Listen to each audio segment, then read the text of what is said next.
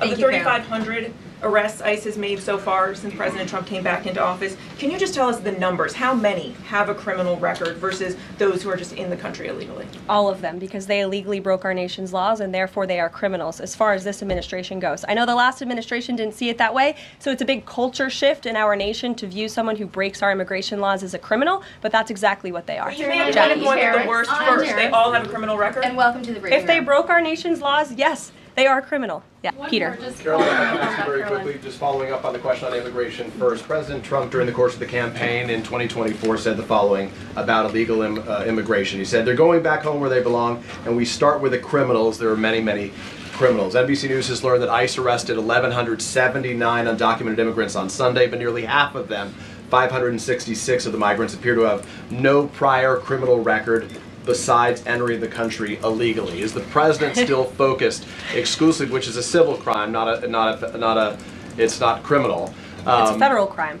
So I'm asking though, he said he was going to focus on those violent offenders first. So is violent offenders no longer the predicate for these people to be deported? The president has said countless times on the campaign trail, I've been with him at the rallies, I know you've been there covering them too, Peter, that he is focused on launching the largest mass deportation operation in American history of illegal criminals. And if you are an individual, a foreign national, who illegally enters the United States of America, you are, by definition, a criminal. And so therefore, you are subject to deportation. I apologize for... Hey, let's talk about what's really going on.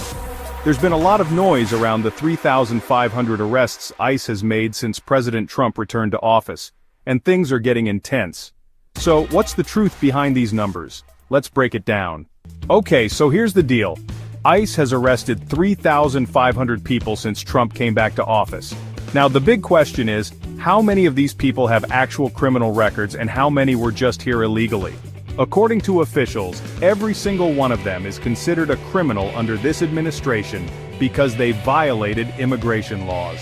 That's a major policy shift compared to the previous administration's stance. Interrupting. So to be clear, it's not violent criminals do not receive precedence in terms of the deportations taking place. The president has also said two things can be true at the same time. We want to deport illegal criminals, illegal immigrants from this country, but the president has said that, of course, the illegal criminal drug dealers, the rapists, the murderers, the individuals who have committed heinous acts on the interior of our country and who have terrorized law-abiding American citizens, absolutely, those should be the priority of ICE, but that doesn't mean that the other illegal criminals who entered our nation's borders are off the table. Understood. Then let me ask you a separate question about the confusion that still exists across the country right now as it relates to the freeze or the pause as it's described.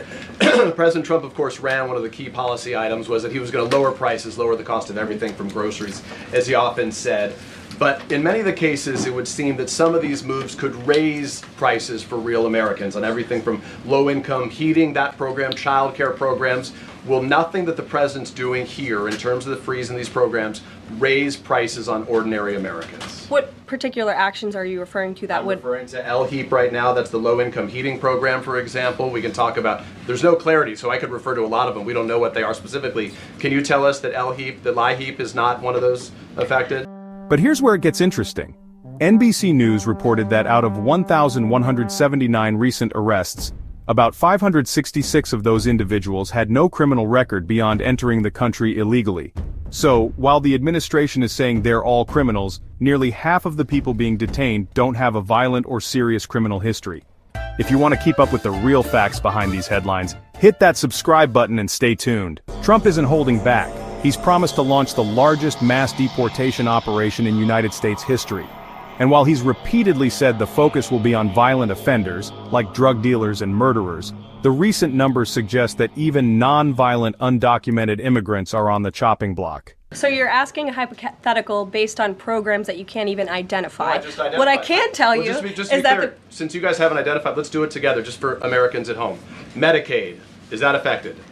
I gave you a list of examples: Social Security, Medicare, welfare benefits, food stamps that will not be impacted by this federal pause. I can get you the full list after this briefing from the Office of Management and Budget. But I do want to address the cost cutting. because that's certainly very important, and cutting the cost of living in this country. President Trump has taken historic action over the past week to do that. He actually signed a memorandum to deliver emergency price relief for American families, which took a number of actions. I can walk you through those. He also repealed many onerous Biden administration regulations. We know over the past 4 years, American households has been essentially taxed $55,000 in regulations from the previous administration. President Trump, with the swipe of his pen, rescinded those, which will ultimately put more money back in the pockets of the American people. So deregulation is a big deal. And then when it comes to energy, I mean, the president signed an executive order to declare a national energy emergency here at home, which is going to make America energy dominant. We know that energy is one of the #1 drivers of inflation. And so that's why the president wants to increase our energy supply to bring down costs for Americans. The Trump energy boom is incoming, and Americans can expect that. Here's the thing. This approach is creating a lot of confusion. On one hand, the administration insists that the most dangerous criminals will be prioritized.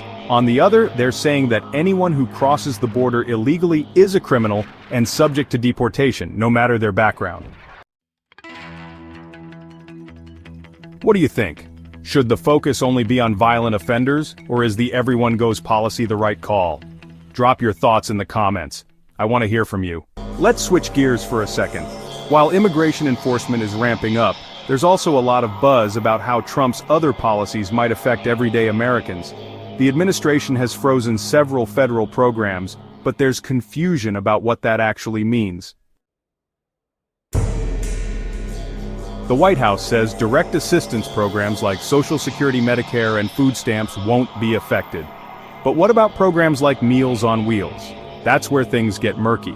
Organizations that rely on federal funds to provide services are left wondering how deep these cuts will go. Please share that out. Thank you. Caroline, I think some of the confusion may be here with this pause on federal funding. You've made it clear you're not stopping funds that go directly to individuals, but there certainly are lots of organizations that receive funding and then may pass along a benefit. Meals on Wheels, for one.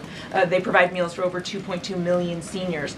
What is the president's message to Americans out there, many of whom supported him and voted for him, who are concerned that this is going to impact them directly, even if, as you said, the funding isn't coming directly to their wallet? I have now been asked and answered this question 4 times. To individuals at home who receive direct assistance from the federal government, you will not be impacted by this federal freeze. In fact, OMB just sent out a memo to Capitol Hill with Q&A to clarify some of the questions and the answers that all of you are asking me right now. Again, direct assistance will not be impacted. I've been asked and answered about this OMB memo. There's many other topics of the day. Jackie Heinrich. Indirect assistance, Caroline, if it's going to another organization and then trickling down. Direct assistance that is in the hands of the American people will not be impacted. Again, as I said to Peter, we will continue to provide that list as it comes to fruition. But OMB right now is focused on analyzing the federal government's spending, which is exactly what the American people elected President. And here's the kicker. While cutting regulations might lower some costs, the impact on critical social programs remains unclear. So, while the administration talks about putting money back in your pockets, some of these freezes could actually hit vulnerable communities the hardest. If you're following this closely, make sure you're subscribed so you don't miss any updates. Now, let's talk security. Another big move by the Trump administration was stripping security details from former officials like John Bolton and Mike Pompeo, despite concerns about real threats to their safety, especially after the Soleimani strike. Trump's stance is clear: taxpayers shouldn't be footing the bill for lifelong security. But critics argue that these actions could put former officials, and potentially their families, at serious risk.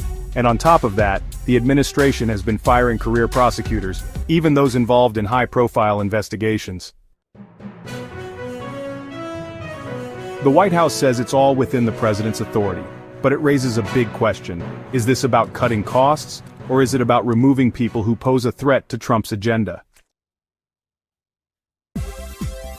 This is a huge story, and I'm keeping an eye on it. If you're as curious as I am, tap that subscribe button and stay tuned for more. So here's the bottom line.